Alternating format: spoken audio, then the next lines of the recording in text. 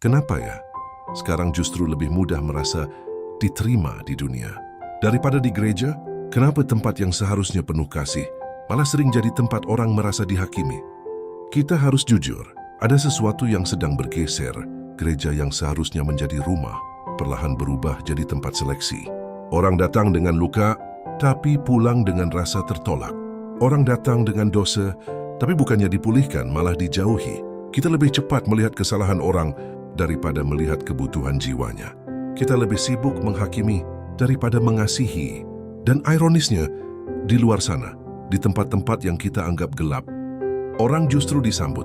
Di klub malam, di tongkrongan, di dunia, orang diterima apa adanya. Mereka tidak ditanya, nih kamu berdosa apa? Mereka tidak ditatap dengan penghakiman.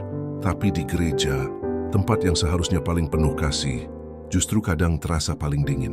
Kenapa bisa begitu? Karena kita mulai lupa apa itu gereja yang sebenarnya.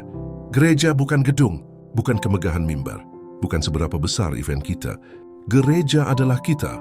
Dan masalahnya, kita lebih sibuk membangun citra daripada membangun kasih.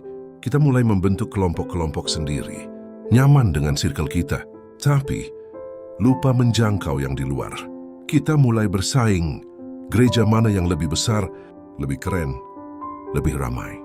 Tapi lupa, Yesus tidak pernah mati untuk gedung, dia mati untuk jiwa.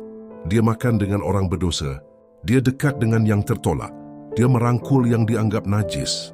Dan sekarang, kita yang mengaku pengikutnya malah menjauh dari orang-orang yang sama. Kita ingin gereja yang kudus, tapi lupa bahwa kekudusan tanpa kasih itu hanya jadi penghakiman yang dibungkus rohani. Kita ingin terlihat benar, tapi lupa bahwa Yesus datang bukan untuk orang benar, melainkan untuk orang berdosa. Kalau gereja hanya jadi tempat orang yang sudah rapi, lalu kemana orang yang hancur harus pergi?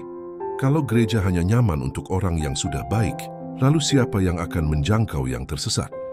Gereja tidak dipanggil untuk jadi eksklusif. Gereja dipanggil untuk jadi terang. Bukan terang yang menyilaukan dan menghakimi, tapi terang yang menuntun pulang. Kita tidak dipanggil untuk saling menjatuhkan, tapi saling menguatkan.